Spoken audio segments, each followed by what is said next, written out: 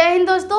आज हम बात करेंगे एक अहम मुद्दा पर, और आज का जो हमारा मुद्दा है जिस पे बात करने वाले हैं ये है मणिपुर हिंसा। मणिपुर में जो हिंसा हुआ है, जो कि बहुत ही खौफनाक मंजर देखने को मिला है, हमें उस चीज़ के बारे में यहाँ पे बात करेंगे कि वहाँ पे 0 FIR दर्ज हुआ है, लेकिन अभी तक उसका ट्रांसफ़र नहीं किया गया है।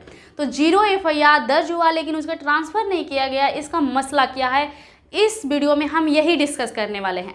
अब एक बात यहाँ पे और बात कर लेते हैं कि जो मणिपुर में जो हिंसा हुआ है, इसका मंजर जो इतना खौफनाक हमें देखने को मिला है, ये हमारे भारत पे एक कलंक सा लग गया हुआ है और हम इसे कभी भी फ्यूचर में इसको भुला नहीं सकते हैं। हमेशा ये चीज़ें जो है हमारे सामने आती रहेंगी, ध्यान में याद आती रहेंगी कि इतना खौफनाक मंजर भी एक बार हुआ था मणिपुर में। तो ये चीज़ें यहाँ पे समझ गए। अब हम पर्सनली अपने टॉपिक पे चलते हैं और बात करते हैं कि जो 0 FIR है ये ट्रांसफ़र नहीं किया गया, तो इसका मसला क्या है।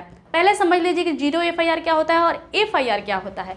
तो जो FIR और 0 FIR, जो कि 0 FIR अभी ट्रांसफ़र नहीं किया गया, तो एक प्रकार से ये भी कह सकते हैं कि ये पुलिस की नाकामयाबी है कि जो अभी तक इसका ट्रांसफ़र नहीं किया गया है। अब बात करते हैं कि FIR क्या होता है। सबसे पहले तो ये FIR का मतलब होता है, FIR वहाँ पे लिखा जाता है जहाँ की घटना होती है।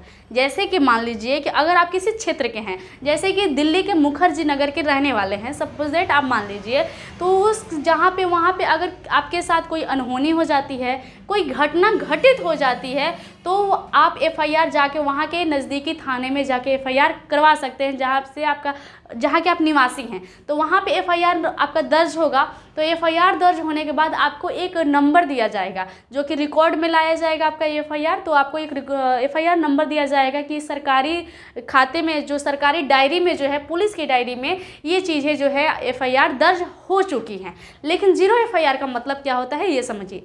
0 FIR का मतलब ये होता है कि मान लीजिए कि आप मुखर्जी नगर के हैं, दिल्ली के रहने वाले हैं, लेकिन वहाँ पे कोई घटना घटित हो गया और उसके बाद से आप वहाँ पे FIR दर्ज करवाने गए, लेकिन आपका FIR किसी कारणवश दर्ज नहीं हुआ। जैसे कि मान लीजिए कि आप किसी के खिलाफ, ऐसे आदमी के खिलाफ FIR दर्ज करवाने गए हैं जिसकी बहुत चलती है और उसकी वजह से पुलिस जो है वहाँ के, वो आपका FIR दर्ज नहीं कर रही है, तो आप यहाँ पे ये कर सकते हैं, आप 0 FIR दर्ज करवा सकते हैं। 0 FIR का मतलब ये होता है कि आप किसी भी क्षेत्र में जाकर, किसी भी पुलिस स्टेशन में जाकर आप ये 0 FIR दर्ज करवा सकते हैं। लेकिन 0 FIR दर्ज करवाएंगे तो आपको कोई नंबर नहीं मिलेगा कि ये कितना नंबर FIR आपका दर्ज हुआ है। वहाँ पे FIR के सामने आपका 0 लगा दिया जाएगा कि मतलब इस FIR का कोई नंबर नहीं है। क्यों नहीं नंबर नहीं है? क्योंकि आपके जो वहाँ के जिस क्षेत्र के आप रहने वाले हैं, वहाँ पुलिस स्टेशन में आपका FIR दर्ज नहीं हुआ है, इसलिए आपका 0 FIR, वहाँ पे FIR का नंबर जो है नहीं मिलेगा, 0 लगा दिया जाएगा आपके FIR के सामने। तो ये बातें हो गई, आपको समझ में आ गया होगा 0 FIR क्या होता है। तो ये चीज़ें यहीं पे है, देखने को मिल रहा है। देखिए 0 FIR एक पुलिस स्टेशन को किसी अन्य क्षेत्र में हुए अपराध की शिकायत दर्ज करने की अनुमति देता है। ये चीज़ें समझ में आ गया। 0 FIR दर्ज जांच के लिए संबंधित पुलिस का हस्ताक्षर चाहिए होता है, जो कि कोई नियमित FIR नंबर नहीं मिलता है। ये चीज़ें हम अभी क्लियर कर दिए हैं। अब बात करते हैं, हस्तांतरण के बाद एक नई FIR का पंजीकरण होता है। मतलब कि जब 0 FIR जिस थाने में रिकॉर्ड हो जाएगा, तो वहाँ के जो पुलिस है, जहाँ के आप जिस क्षेत्र के रहने वाले हैं, उस क्षेत्र में जो पुलिस स्टेशन है, वहाँ से वो FIR भेजेगी, और वहाँ से जब आपके पुलिस स्टेशन में आएगा वो FIR, तो उसका एक नए सिरे से FIR दर्ज किया जाएगा और उसका नंबर भी मिलेगा, सरकारी डायरी में उसको रिकॉर्ड किया जाएगा। ये बातें समझ में आ गया। इसका उद्देश्य क्या है? उसका 0 FIR दर्ज करने का उद्देश्य ये है कि किसी भी पीड़िता को भटकना ना पड़े। मान लीजिए यहाँ पे कि अगर कोई पीड़िता है जिसको 0 FIR नंबर अगर दर्ज नहीं करवा सकता है, तो अगर FIR दर्ज करवाने के चक्कर में लगा रहा, तो उस जो अपराधी है वहाँ पे सबूत को मिटा सकता है। ठीक है ना? तो आप 0 FIR दर्ज करवा देंगे तो उसे इतना मौका नहीं मिलेगा कि वो चीज़ें जो हैं सबूत को मिटा सके। ठीक है ना? और उसको तुरंत क्या होगा, त्वरित कार्रवाई की जाएगी, मतलब तुरंत उस पर एक्शन लिया जाएगा। तो ये चीज़ें आप समझ गए कि 0 FIR क्या होता है। अब हम यहाँ पे बात करते हैं कि 0 FIR कब स्थापित किया गया। एक बात आपको बहुत अच्छी तरीके से याद हो गया होगा यहाँ पर कि जो निर्भया गैंगरेप है ये भारत में देखने को मिला था 2012 में। 2012 में ये चीज़ें देखने को मिला था। उसके बाद से भारत सरकार द्वारा महिलाओं के सेफ्टी के लिए एक कानून को लाया गया संशोधन करके, किस प्रकार से जो भारतीय न्यायमूर्ति वर्मा समिति है इनके संगठन का निर्माण किया गया, भारत आपराधिक कानून में संशोधन किया गया और 0 FIR को लागू किया गया। ये चीज़ें समझ में आ गया होगा। यौन उत्पीड़न के जो अपराधों की तीव्रता से सुनवाई की जाए, उनकी जो सुनवाई है तीव्रता से की जाए, जल्दी की जाए, ये चीज़ें आपको समझ में आ गया होगा। यौन अपराध की सज़ा में बदलाव, जो यौन अपराध की सज़ा होता है उसमें बदलाव लाना चाहिए। मतलब इस प्रकार के जो अपराधी होते हैं उनकी सज़ा जो होती है कठोर से कठोर होना चाहिए, इसकी सज़ा ज़्यादा से ज़्यादा कठोर होना चाहिए। ये चीज़ें समझ में आ गया यहाँ पर कि उसके पहले जो है 0 FIR दर्ज नहीं किया जाता था। ये जो केस है इसके पहले भारत में 0 FIR दर्ज नहीं किया जाता था, इसके बाद से ही भारत में 0 FIR दर्ज करने की अनुमति मिली। तो ये चीज़ें समझ में आ गया होगा। अब हम बात करते हैं क्या 0 FIR अनिवार्य है। 0 FIR जो है अनिवार्य है, तो सबसे पहला क्या है 0 FIR दर्ज करवाने का फ़ायदा। 0 FIR समय की बर्बादी से बचा जा सकता है। पहला तो समय की बर्बादी से बचा जा सकता है, दूसरा त्वरित जांच करने में सक्षम, मतलब कि जांच करने में, इसकी कार्रवाई करने में जल्दी किया जा सकता है, इसकी कार्रवाई जल्दी किया जा सकता है।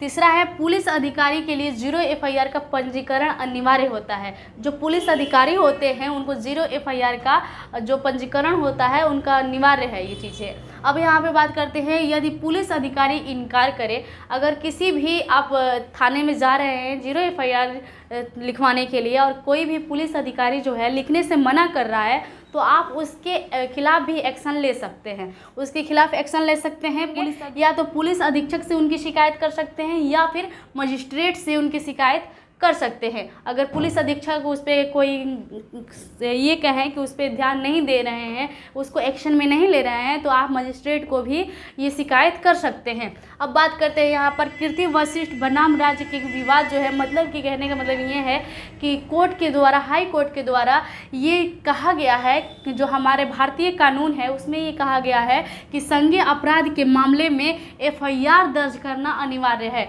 मतलब कि हाई कोर्ट के द्वारा ये चीज़ें कहा गया है कि जो संज्ञेय अपराध होता है उस कंडीशन में जो क्या होता है FIR दर्ज करना अनिवार्य होता है। अब इतनी बातें समझ गए। अब हम यहाँ पे बात करते हैं कि FIR क्या होता है। चलिए अब हम यहाँ पे देखते हैं FIR क्या होता है। FIR का मतलब होता है first investigation report. First investigation report का मतलब होता है हिंदी में प्रथम सूचना रिपोर्ट, ठीक है ना। और ये चीज़ें आपको समझ में आ गई होंगी।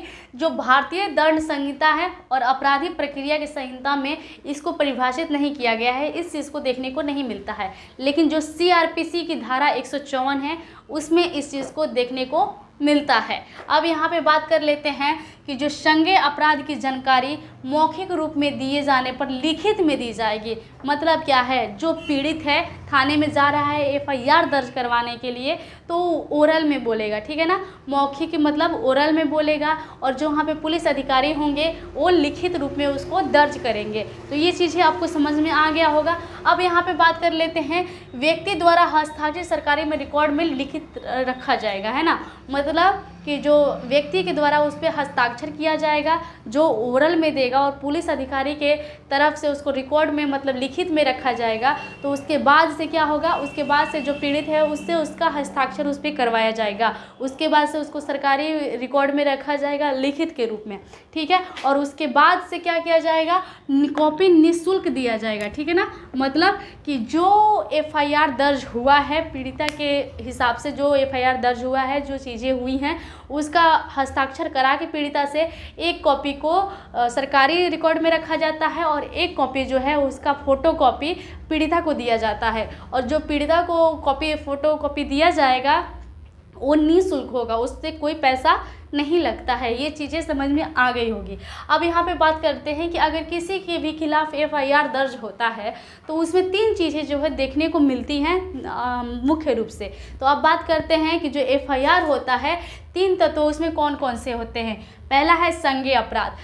अगर FIR किसके खिलाफ किया जाता है, जो संज्ञेय अपराध किया होता है। मतलब मान लीजिए कोई किसी का रेप कर दिया है, कोई जलाकर मार दिया है, तो ये चीज़ें जो हैं ये है संज्ञेय अपराध। तो पहला है संज्ञेय अपराध, दूसरा लिखित या मौखिक, मतलब कि जो पीड़ित है वो ओरल में बोलता है अपनी जो प्रॉब्लम है उसको, जो चीज़ें हुई हैं, और जो पुलिस अधिकारी होते हैं उसको लिखित में रिकॉर्ड करते हैं। ये चीज़ें समझ में आ गया होगा आपको। अब बात कर लेते हैं लिखित या हस्ताक्षरित मुख्य बिंदु के एक दैनिक डायरी में दर्ज, ठीक है ना। मतलब कि उसके बाद से उसको जो पीड़िता होता है उसका वहाँ पे हस्ताक्षर करवाया जाता है, और हस्ताक्षर कराने के बाद लिखित रूप में पुलिस का जो डायरी होता है उस रिकॉर्ड के रूप में उसको रखा जाता है, और एक कॉपी पीड़िता को दिया जाता है, उसका फोटोकॉपी जो होता है।